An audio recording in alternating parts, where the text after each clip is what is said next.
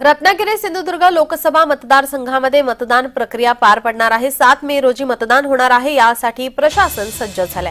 या मतदारसंघात 1940 मतदान केंद्रे आहेत, तर 14,38,471 मतदार मतदान करणार आहेत। या मतदारांमध्ये 13,763 मतदान पहिल्यांदाच मतदान करतील।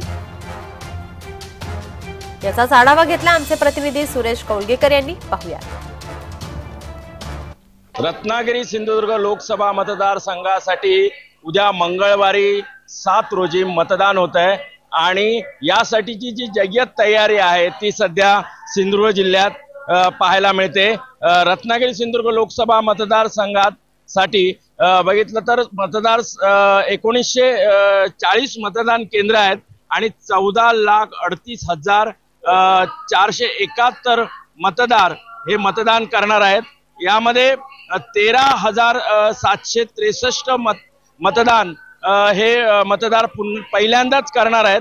तर यामध्ये महत्त्वाचं आहे की एकही संवेदनशील मतदान केंद्र जिल्ह्यामध्ये नाही आहे।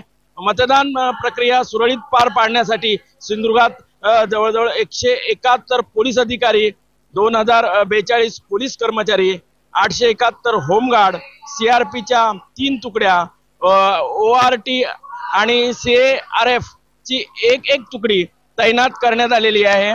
एकंदर जी मतदान प्रक्रिया सुरळीत पार पडावी यासाठी जी जय्यत तयारी आहे ती सध्या प्रशासन करताना दिसतंय।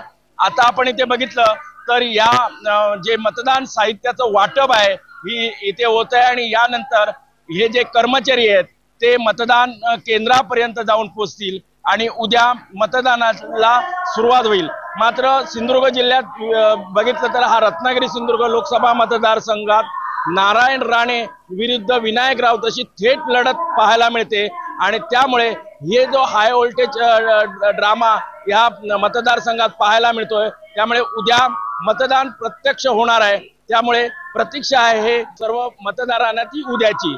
सुरेश कौलगेकर, जय महाराष्ट्र, कुडाळ, सिंधुदुर्ग।